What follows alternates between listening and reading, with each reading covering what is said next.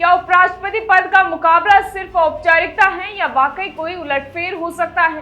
नमस्कार, राम राम साहब, मैं रेणुका चौधरी और आप देख रहे हैं द इंडिया मूव्स। उपराष्ट्रपति का चुनाव को लेकर संसद के गलियारों में इन दिनों यही चर्चाएं जोरों शोरों पर हैं, क्योंकि सत्ता पक्ष और विपक्ष दोनों ने अपने अपने उम्मीदवारों की घोषणा कर दी, जिससे देश का दूसरा सबसे बड़ा संवैधानिक पद फिर से चर्चा में आ गया है। एनडीए ने महाराष्ट्र के राज्यपाल और भाजपा के वरिष्ठ नेता सीपी राधाकृष्णन को मैदान में उतारा है, जबकि विपक्षी इंडिया गठबंधन ने सुप्रीम कोर्ट के पूर्व जज और गोवा के लोकायुक्त रह चुके सुदर्शन रेड्डी को उम्मीदवार बनाकर मुकाबले को विचारधारा और नैतिकता की दिशा देने की कोशिश की है। दोनों ही उम्मीदवार दक्षिण भारत से आते हैं, राधाकृष्णन तमिलनाडु से और रेड्डी तेलंगाना से।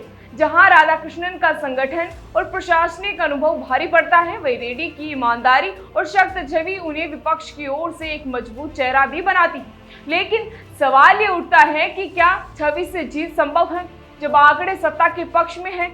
एनडीए और इंडिया ने साउथ पर ही क्यों लगाया दाव? क्या है वोटों का समीकरण?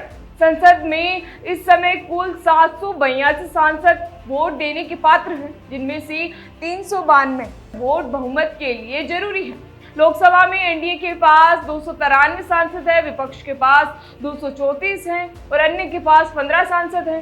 राज्यसभा में भी एनडीए को 134 सांसदों का समर्थन प्राप्त है, वहीं विपक्ष के पास 78 और अन्य के पास 28 सांसद हैं। इस तरह एनडीए को कुल मिलाकर 427 सांसदों का समर्थन प्राप्त होता है, जो बहुमत से 35 ज्यादा है। वहीं विपक्ष के पास केवल 312 वोट हैं, जो बहुमत से 80 कम है।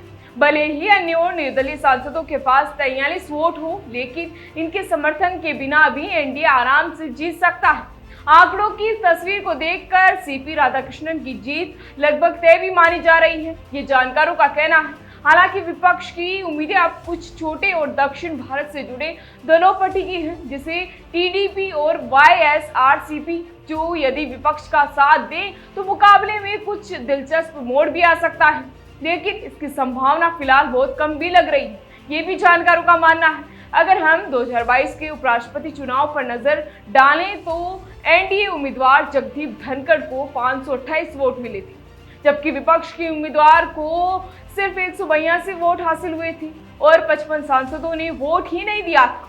इस बार भी वैसा ही अंतर देखने को मिल भी सकता है। विपक्ष ने ये चुनाव संख्या बल से ज्यादा नैतिक बल और लोकतांत्रिक मूल्यों के आधार पर लड़ने की रणनीति भी अपनाई है, लेकिन संसदीय रणनीति में संख्या ही अंतिम निर्णय करती है। इसी बीच बता दें कि उपराष्ट्रपति का चुनाव अगले महीने 9 सितंबर को होगा और नामांकन की आखिरी तारीख 21 अगस्त है। ऐसे में ये देखना रोचक होगा कि क्या विपक्ष सिर्फ संदेश देने में सफल होगा या कोई चमत्कार भी कर दिखाएगा, या फिर उपराष्ट्रपति चुनाव में एक तरफा जीत या कांटे का मुकाबला। फिलहाल आंकड़े सत्ता पक्ष में झुके हुए हैं, लेकिन राजनीति में आखिर वक्त तक कुछ भी संभव है। यही लोकतंत्र की असली खूबसूरती और जिज्ञासा भी है। अब ये देखना होगा कि कौन किस पर भारी है। फिलहाल इसी तरह की जानकारी के लिए बने रहिए हमारे साथ और देखते रहिए द इंडिया मूव्स।